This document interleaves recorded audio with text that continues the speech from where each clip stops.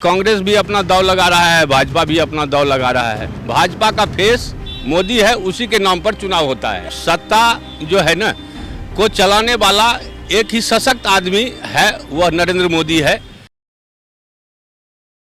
नमस्कार, आप देख रहे हैं सौगन टीवी। आज बात करते हैं राजस्थान की राजनीति पर। जिस तरह से 2024 के लोकसभा चुनाव से पहले 5 राज्यों में चुनाव होने और उसको सेमीफाइनल माना जा रहा है।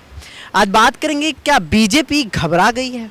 जिस तरह से लगातार मोदी जी भी अब राजस्थान में रैली करके आए और वहाँ पर उन्होंने जिस तरह से गहलोत पर हमला किया, कहा कि गहलोत जी ने जो योजनाएं चलाई हैं वो लगातार चालू रहेंगी अगर लोगों के हित में होंगी।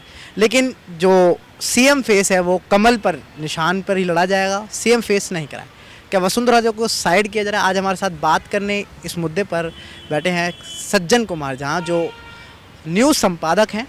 बात करते हैं उनसे राजस्थान की राजनीति पर।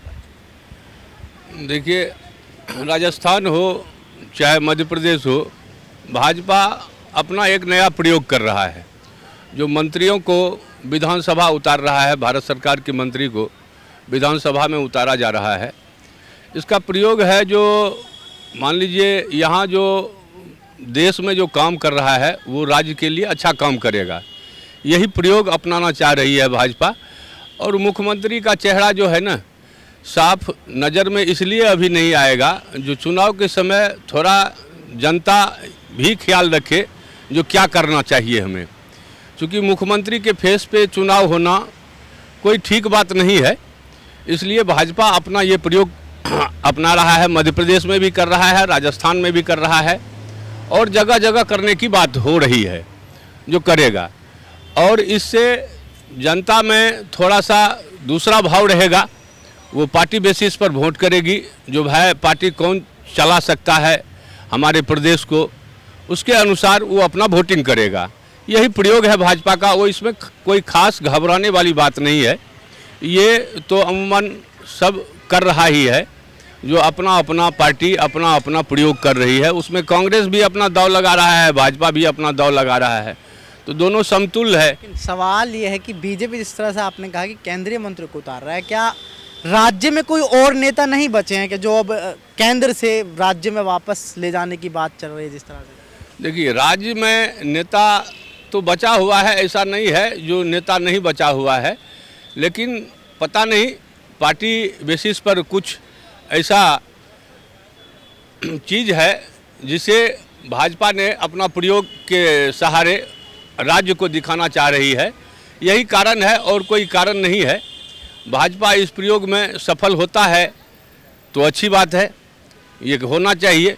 जो है जो भारत सरकार का मंत्री है वो यदि राज्य में जाके काम करेगा तो अच्छा करेगा काम, यही प्रयोग है मेन। अच्छा, एक वसुंधरा राजे जी को जिस तरह से साइडलाइन कर रही है एक तरह से बीजेपी, क्योंकि सीएम फेस नहीं बताया, कमल के निशान पर ही और मोदी जी के नाम पर ही वोट मांग रहे हैं राजस्थान में।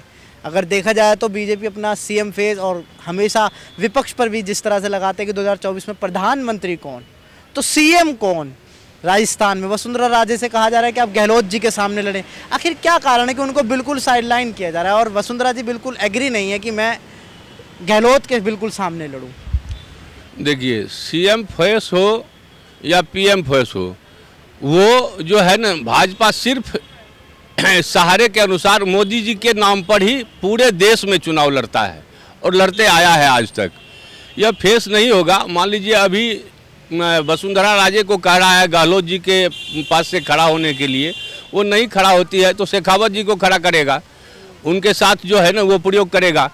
और यह अमूमन जो है ना सब पार्टी में चला आ रहा है। फेस तो केवल मोदी ही है, भाजपा का फेस मोदी है, उसी के नाम पर चुनाव होता है। क्या मतलब अब मोदी जी को सिर्फ प्रधानमंत्री बन गए हैं, वो 2 बार रह लिए, अब तीसरी बार इलेक्शन में जाने वाले हैं चुनावी मैदान में, क्या मतलब भाजपा पर सिर्फ मोदी का ही चेहरा है, राज्य में कोई नेता नहीं है? कितने अलग अलग, अगर आप कह रहे हैं कि फेस है तो उत्तराखंड में आपको याद होगा कि उन्होंने सीएम फेस लगाता, यूपी में योगी आदित्यनाथ का सीएम फेस जब चुनाव हुआ तो लाए थे, लेकिन राजस्थान और मध्य प्रदेश में शिवराज है, उनका भी चेहरा नहीं दे रहे हैं इस बार। क्यों, आखिर क्या कारण है इसका? दरअसल मध्य प्रदेश में भाजपा बहुत दिन काम किया है, जनता के पास कुछ तबाही रहता है।